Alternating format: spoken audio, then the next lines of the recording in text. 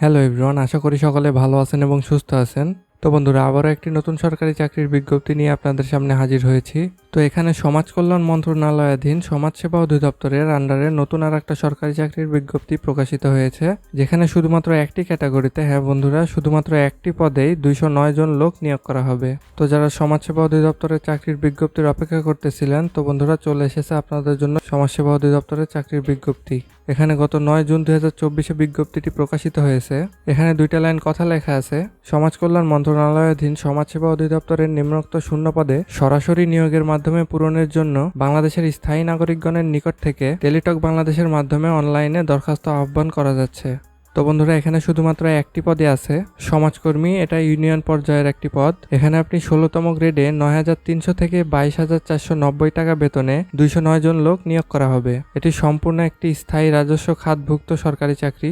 এখানে আবেদনের জন্য অবশ্যই আপনাকে দ্বিতীয় বিভাগে এইচএসসি পাস করা থাকতে হবে। মানে আপনি যেই বিভাগেরই হন না কেন, সায়েন্স, আর্টস, কমার্স, শুধুমাত্র আপনার যদি ইন্টারের দ্বিতীয় বিভাগ থাকে তাহলেই আপনি এই পোস্টে অ্যাপ্লাই করতে পারবেন। এখানে আরও উল্লেখিত আছে, বিভাগীয় প্রার্থীদের ক্ষেত্রে বয়সসীমা 35 বছর পর্যন্ত শিথিলযোগ্য হবে। তো অলমোস্ট বাংলাদেশের সকল জেলা থেকেই আবেদন করা যাবে, তবে যে সকল জেলা থেকে আবেদন করা যাবে না সেগুলি হলো রাজবাড়ী, বান্দরবন, খাগড়াছড়ি, রাঙামাটি, জয়পুরহাট, গাইবান্ধা, লালমনিরহাট, ঠাকুরগাঁও, মাগুরা ও ঝালকাঠি। তো বন্ধুরা, শুধুমাত্র এই কয়েকটি জেলা ব্যতীত বাংলাদেশের সকল জেলা থেকে আপনারা এই পদে আবেদন করতে পারবেন। তবে এতিম ও শারীরিক প্রতিবন্ধী কোটার প্রার্থীদের ক্ষেত্রে যে কোনো জেলার প্রার্থীরাই আবেদন করতে পারবেন।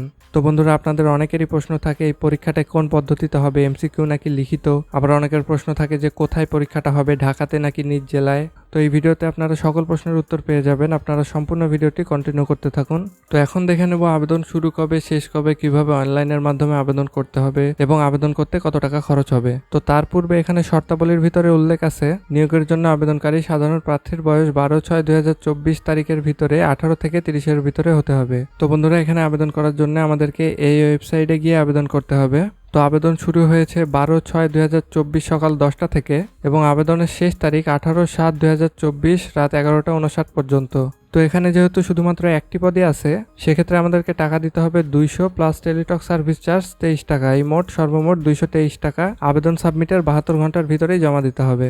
তো বন্ধুরা, এটি একটি স্থায়ী রাজস্ব খাতের সরকারি চাকরি। তো আপনারা অনেকেই প্রশ্ন করে থাকেন যে এই চাকরির পদ্ধতি কেমন হবে। তো বন্ধুরা, এই চাকরির পরীক্ষাটি সম্পূর্ণ ওএমআর শিটে হবে। তো যেহেতু ওএমআর শিটে হবে, সেহেতু আপনারা বুঝতেই পারতেছেন যে এই পরীক্ষাটা এমসিকিউ পদ্ধতিতে হবে এবং এই পরীক্ষার পরে আর কোনো লিখিত পরীক্ষা হবে না, সরাসরি ভাইভা হবে। সেহেতু এখানে এমসিকিউ এ থাকবে আপনার 70 মার্ক এবং ভাইভাতে থাকবে 30 মার্ক। এরপরে আপনারা অনেকেই প্রশ্ন করে থাকেন যে এই পরীক্ষাটা কোথায় হবে, ঢাকাতে নাকি নিজ জেলাতে। তো বন্ধুরা, এই পরীক্ষাটি হবে আপনার নিজ জেলাতে। এরপরে অনেকেই প্রশ্ন করে থাকেন যে এই পদের পোস্টিং কোথায় হবে। তো যেহেতু এটি একটি ইউনিয়ন পর্যায়ের চাকরি, সেহেতু আশা করা যায় যে আপনার নিজ ইউনিয়নেই আপনার পোস্টিং হবে। তো বন্ধুরা, সার্কুলারটির সকল বিষয় আমরা পর্যায়ক্রমে আলোচনা করলাম। তারপরেও যদি আপনাদের কোনো প্রশ্ন বা মন্তব্য থেকে থাকে তাহলে কমেন্ট করে আমাকে জানাতে পারেন।